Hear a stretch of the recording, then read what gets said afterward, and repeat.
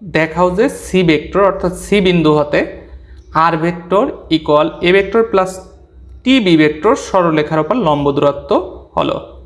এটা আমাদের দেখাইতে হবে যে এই সি বিন্দু হতে এই সরলরেখার উপরে লম্ব দূরত্ব হবে এটা। এই কোশ্চেনটা ইম্পর্টেন্ট। কেন ইম্পর্টেন্ট? কারণ এনটিআরসি পরীক্ষায় বিগত শিক্ষক নিবন্ধনে 13তম শিক্ষক নিবন্ধন কলেজ পর্যায়ে আসা একটি কোশ্চেন। তো এখন আমরা কিন্তু এই প্রমাণটা দেখেছিলাম আর ভেক্টর সমান A vector plus T B vector, অর্থাৎ ভেক্টরের পিছনের লেকচারে এই প্রমাণটা আমরা দেখেছিলাম। এখন এই প্রমাণ থেকে আমাদের রেখার লম্ব দূরত্বটা বের করতে হবে। আসুন আমরা প্রমাণটা একটু দেখি। ফার্স্টে কি বলা আছে? ফার্স্টে কিন্তু বলা আছে ধরি এ এর অবস্থান ভেক্টর কি এ ভেক্টর, বিন্দুগামী এ বি সরল রেখার উপরে সি বিন্দু হতে নির্ণয় লম্ব দূরত্ব সি1। আমরা আগে চিত্রটা একটু বুঝি। তাহলে এখানে ফার্স্টে আমরা কিন্তু এইখানে এবি একটা সরলরেখা আঁকবো। কি সরলরেখা? এবি সরলরেখা। এই এবি সরলরেখাটা কোন বিন্দুগামী? এ বিন্দুগামী, যা এর অবস্থান ভেক্টর কত? এ ভেক্টর। এখানে হচ্ছে বি। এখন এই এবি সরলরেখাটা কার সমান্তরাল? এখানে আরেকটা ভেক্টর আছে, সেটা বি ভেক্টরের সমান্তরাল। কোন ভেক্টরের সমান্তরাল? বি ভেক্টরের সমান্তরাল। তো তারপরে কি বলা আছে? এত বিন্দুগামী এবি সরলরেখার উপরে, এবি সরলরেখার উপরে বি ভেক্টরের সমান্তরাল এবি সরলরেখার উপরে আরেকটা বিন্দু আমরা কল্পনা করব, যেটাকে বললাম সি বিন্দু, এবং সি বিন্দুর অবস্থান ভেক্টর সি ভেক্টর।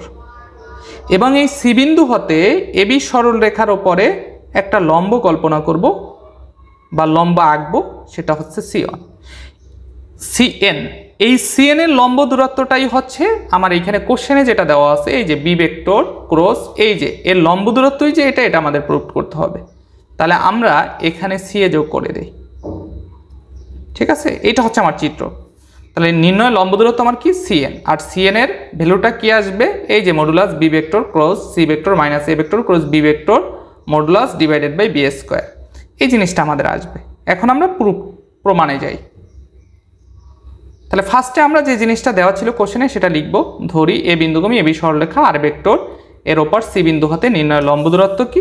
সিএন। অর্থাৎ প্রশ্ন এবং চিত্র যেভাবে আঁকছি সেই চিন্তা থেকে আমরা এই জিনিসগুলো লিখতে পারি। এরপরে দেখুন, এখন এইখানে কিন্তু সিএএন একটা সমকোণী ত্রিভুজ। কেন সমকোণী ত্রিভুজ? কারণ এবি রেখার উপরে সিএন লম্ব। তাহলে সিএন যদি লম্ব হয় তাহলে এই যে এন কোণটা কত ডিগ্রি? এন কোণটা কিন্তু আমাদের 90 ডিগ্রি। কত ডিগ্রি? 90 ডিগ্রি। তার মানে সমকোণ। তার মানে কি? সমকোণ। এখন এই সমকোণের বিপরীত বাহুটা, সমকোণের বিপরীত বাহু কোনটা? এসি। এই এসি বাহুটাকে আমরা কি বলি? সমকোণের বিপরীত বাহুটাকে কিন্তু আমরা অতিভুজ বলি। আমরা কিন্তু এগুলো 9, 10-এ পড়েছি, তারপর আপনাদের অনেকের মনে নাও থাকতে পারে, সেক্ষেত্রে একটু স্মরণ করিয়ে দিচ্ছি। তাহলে সমকোণের বিপরীত বাহুটা কি? অতিভুজ।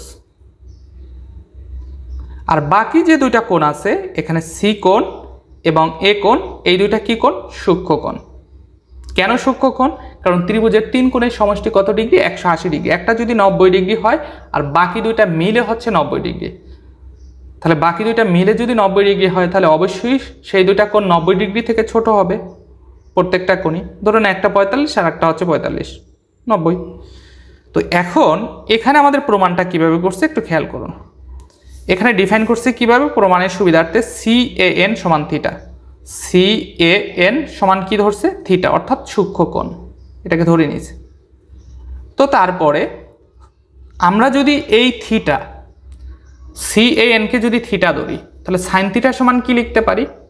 অর্থাৎ সাইন, এটা কিন্তু আমরা ত্রিকোণমিতিতে 9, 10-এ পড়েছি, এই ধরনের অঙ্ক করেছি কিন্তু, সুতরাং আপনাদের সমস্যা হওয়ার কথা না।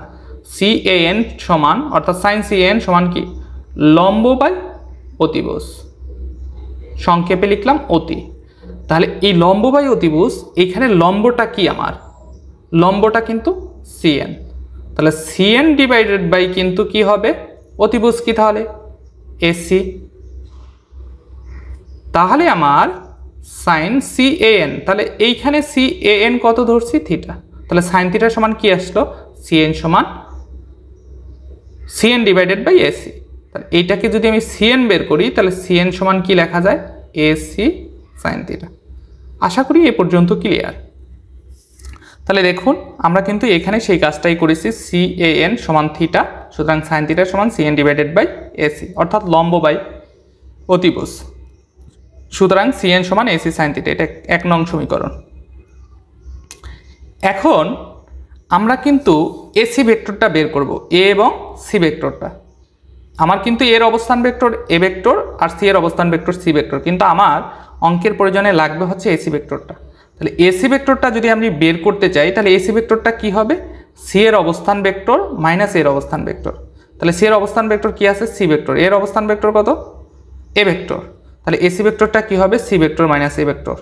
সেমভাবে আমি এ ভেক্টরটা এবি ভেক্টরটা বের করতে পারি, এবি ভেক্টরটা বের করতে পারি। এখন দেখুন এবি ভেক্টরটা কিন্তু আমি ইচ্ছা করলে B vector minus A vector বের করতে পারি না। কেন পারি না, কারণ বি ভেক্টর অবস্থান ভেক্টর কিন্তু আমার এখানে উল্লেখ নাই। কিন্তু একটা শর্ত আছে, সেটা হচ্ছে এই এবি ভেক্টরটা বা এবি সরলরেখাটা কার সমান্তরাল, বি ভেক্টরের সমান্তরাল। সেই ক্ষেত্রে কোনো ভেক্টর আরেকটা ভেক্টরের সমান্তরাল হলে সেটাকে এভাবে লেখা যায়, এবি ভেক্টর সমান যে ভেক্টরের সমান্তরাল তার সাথে কি গুণ করা যায়, একটা স্কেলার রাশি গুণ করা যায়, যেটাকে আমরা ল্যামডা ধরলাম। স্কেলার রাশি মানে হচ্ছে মান, কার সমান হবে, সেই সমান্তরাল ভেক্টরের সমান হবে স্কেলার রাশি দিয়ে যদি গুণ করি, তাহলে বি ভেক্টর। তাহলে এবি ভেক্টর সমান কি, ল্যামডা বি ভেক্টর। এখন এই যে এখানে এসি ভেক্টর এবং এবি ভেক্টর দুইটা ভেক্টর পেলাম, এই দুইটা ভেক্টরের কি করব, ক্রস গুণন করে মডুলাস। তাহলে আমরা যদি এখানে ক্রস গুণন করি তাহলে AC vector cross AB vector, তাহলে এটাকে আমরা কি লিখতে পারি, এসি ভেক্টরের মডুলাস এবি ভেক্টরের মডুলাস সাইন থিটা। এবং এটা কি হবে, এসি ভেক্টর ক্রস এবি ভেক্টরের মডুলাস। এটা কিন্তু এই সূত্রগুলো আমরা কিন্তু পিছনেও পড়িয়েছি। এখন এসি ভেক্টরে আমরা মান বসিয়ে দিব, C vector minus A vector, AB ভেক্টরের মান বসিয়ে দিলাম, ল্যামডা বি ভেক্টর ইকুয়াল, এখানেও এসি ভেক্টরের মান বসালাম, সরি এখানে এসি ভেক্টরের মান না, এখানে এসি ভেক্টরটা এসি লিখলাম, আর এবি ভেক্টরের মান বসালাম lambda B vector sine theta. এখন এইখানে আমরা কি করলাম, এই যে ল্যামডা এটা তো স্কেলার মান, অর্থাৎ একটা সাংখ্যিক মান, এই সাংখ্যিক মানটাকে কি করলাম, বাইরে নিয়ে আসলাম। আর এইটাও সাংখ্যিক মান মডুলাসের ভিতরে আছে, এটাকেও বাইরে নিয়ে আসলাম। উভয় পক্ষ থেকে ল্যামডা ল্যামডা কাটা যায়। আপনি ইচ্ছা করলে এই লাইনটা না লিখলেও হবে, এখানে ডিরেক্ট এই লাইন থেকে আপনি এই লাইনে চলে আসতে পারেন। তাহলে আমার কি আসলো, এই ল্যামডা ল্যামডা কাটা গেলে modulus C vector minus A vector cross B vector, এখানে কি থাকবে, modulus B vector AC sine theta. তাহলে এসি সাইন থিটা সমান কি লেখা যায়, এসি সাইন থিটা সমান লেখা যায় modulus C vector minus A vector cross B vector divided by modulus B vector. এটা আসলো কোথা থেকে, এটা যদি আমি এই পাশে নিয়ে যাই তাহলে এটা কিন্তু আমরা বি ভেক্টরের নিচে লিখতে পারি, অর্থাৎ B vector divided by modulus B vector. তাহলে সিএন সমান, তাহলে এসি সাইন থিটা মানে কি, আমরা যদি উপরের সমীকরণে দেখি এসি সাইন থিটা মানে কি সিএন, তাহলে এসি সাইন থিটার পরিবর্তে আমরা 1 নং সমীকরণ থেকে সিএন লিখতে পারি। সিএন সমান modulus C vector minus A vector cross B vector divided by modulus B vector. সুতরাং সিএন সমান B vector cross C vector minus A vector cross B ভেক্টরের modulus divided by B square. এখন এখানে B square আসলো কীভাবে, অনেকে প্রশ্ন করবেন। এখানে বি স্কোয়ার আসছে, তার মানে এই যে উভয় পক্ষে আমরা খেয়াল করুন এখানে একটা বি ভেক্টর নিয়েছি, কি ভেক্টর নিয়েছি, বি ভেক্টর। তাহলে উপরে যদি একটা বি ভেক্টর নেই, নিচেও কি একটা বি ভেক্টর নিতে হবে। তাহলে ব্যাপারটা হচ্ছে এরকমের, আমি উপরে বি ভেক্টর নিয়েছি, B vector cross C vector minus A vector. আসলে আপনার অক্ষরের মাধ্যমে জিনিসগুলো বুঝতে একটু অসুবিধা হয়, এটা যদি আপনার ইসের মাধ্যমে সাংখ্যিক মানের মাধ্যমে যদি করা যায় তাহলে হচ্ছে জিনিসগুলো ক্লিয়ার হয়।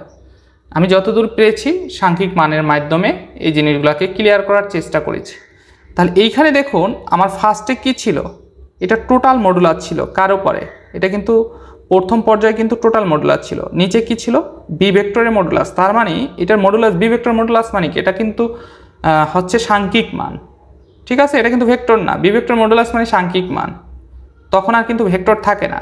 তাহলে এটা যদি আমি বাহিরে নিয়ে আসি তাহলে কি আসবে, বি হিসাবে আসবে। এবং এইখানে যদি আমি বি ভেক্টর মডুলাস, অর্থাৎ এইখানে কিন্তু বি ভেক্টর নিয়েছি, তাহলে এইটা কিন্তু টোটালটার উপরে কি ছিল, এটা আমরা দিয়ে দিলাম বোঝার সুবিধার্থে।